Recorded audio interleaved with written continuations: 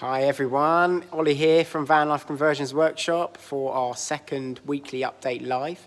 Can those in the live at the moment, are they able to hear me okay? Because I know last week we had a few issues with the microphone, but I've got one on and hopefully everyone can hear me all right. So yeah, the idea behind these lives is to give you guys a look into the workshop and the conversions that we've got going on at the moment and the progress.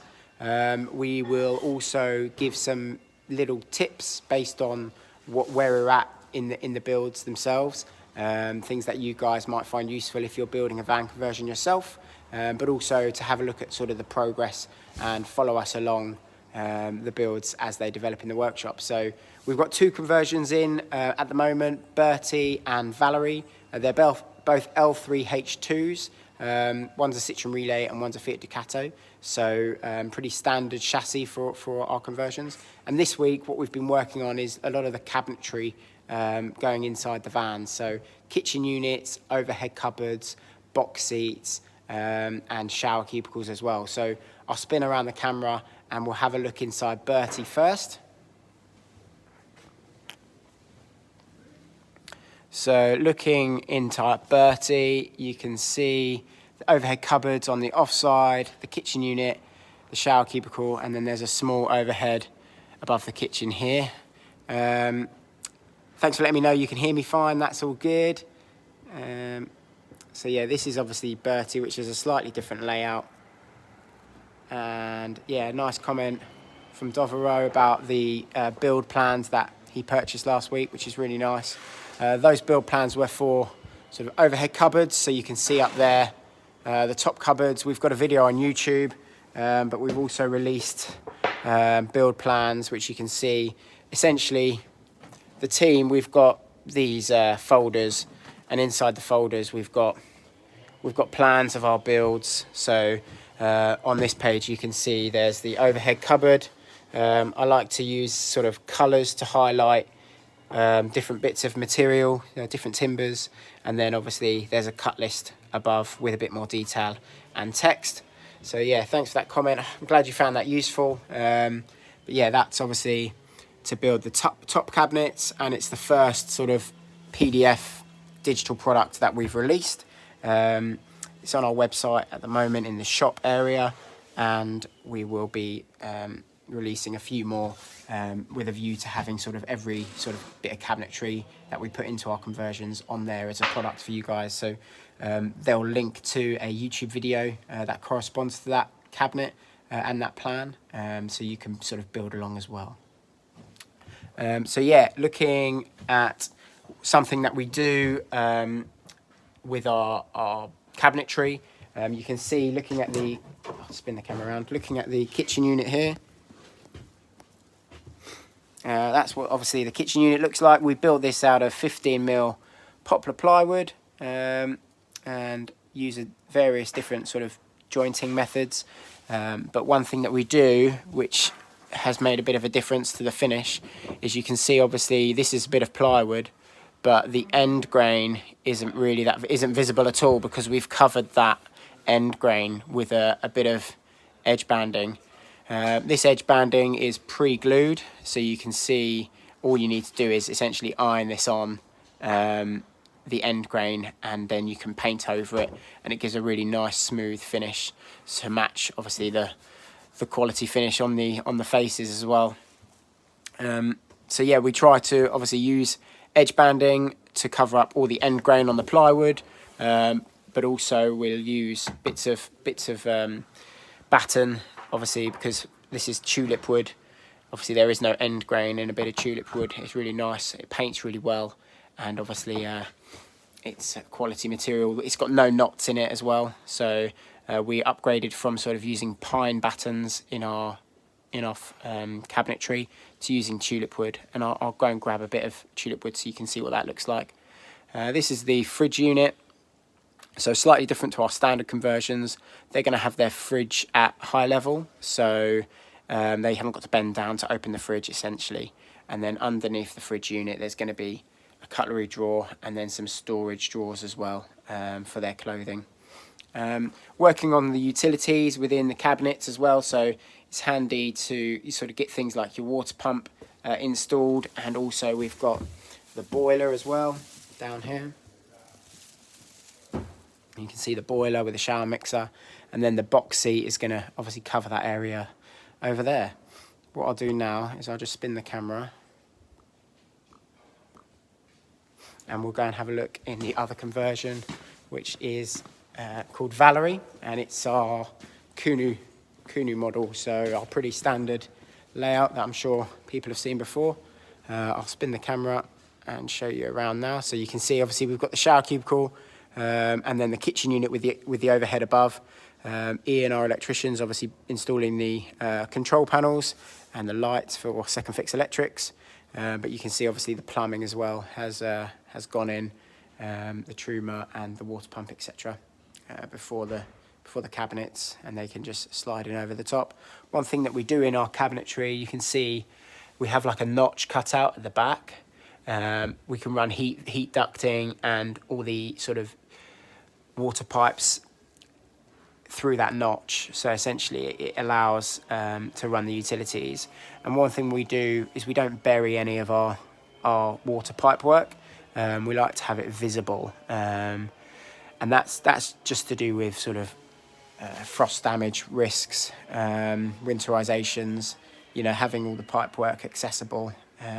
If there is ever an issue down the line where, you know, you've not winterized your pipe work properly, you can obviously access that and see if there's an issue quickly. Likewise with the shower mixer bar, that's not buried inside the wall, so if there is ever an issue, it becomes apparent quicker so that it can be remedied. You can see obviously down here we've got a step that's being built, so this is obviously in an earlier stage of the build, where it's just the poplar plywood at the moment. You can see Reese hasn't yet edge banded or filled these screw holes here, but you can see obviously there's the end grain of the plywood, which to paint will obviously not give a good finish. So yeah, you just want to have that edge band on there. Looking at the kitchen, you can see our standard kitchen unit for the Kunu. This is going to house a twin induction hob, and this is probably going to be our next digital PDF that we put onto our website. You can see sort of a preview of it here. Again, different views with some dimensions on there, and then also, there you go, showing the notch cutouts, and this is the cut list as well for every bit of timber that goes into our kitchen unit. So yeah, that's a preview of that kitchen unit one. If anyone's got any other questions, then feel free to fire away. As I mentioned, we went from using sort of standard plywood when we first started out to then going towards poplar plywood for our cabinetry.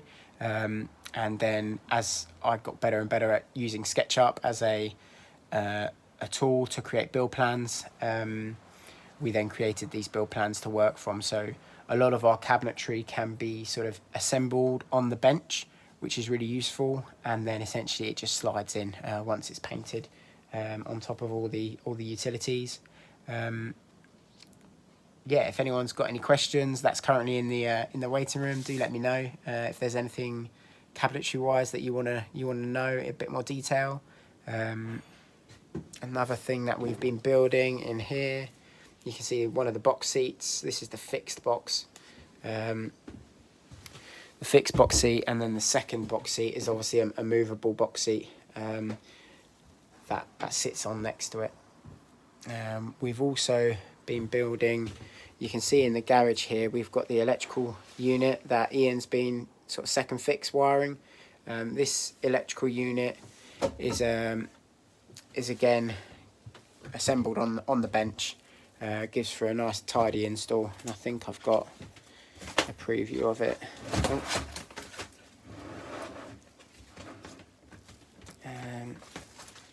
Electrical unit, maybe not. Oh, there we go. There's the electrical unit. Do we neoprene the doors before the door cards? Oh, question. Okay, cool.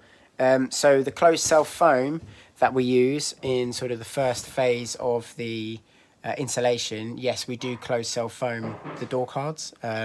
We apply sound deadening as sort of the first sort of layer, as you will, of the insulation, and then yeah, obviously then it goes closed cell foam onto the metal of the van. We then use a combination of soft wall insulation and PIR board, either 50mm or 25mm insulation. Yeah, so the closed cell foam yeah, does get applied to the doors as well. Yeah. So I think, yeah, the doors are obviously vulnerable to being a cold bridge inside your conversions. And what we found really helps is to, especially at the rear of the van next to the bed, we always have a set of curtains that pull across to cover that those back doors and the back door windows.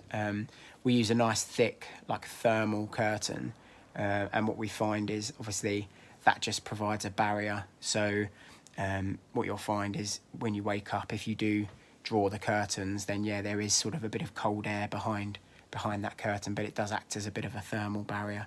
Likewise, at the front of the van, we'll have a curtain that pulls across the cab, and again, that just acts as a bit of a thermal barrier, because obviously the windscreen isn't very well insulated. So yeah, that's what we do.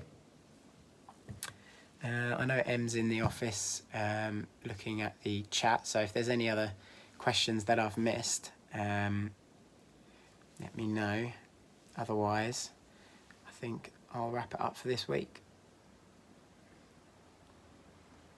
No worries. Thanks for joining us. And yeah, hopefully you got something from it. Just a quick view around the current builds, and also a look at sort of the plans that we're working from for our cabinetry, so you guys can help build your own. And yeah, join us next week where we'll be going into a bit more detail on the latter stages of the build. Take care, everyone. See you later. Bye.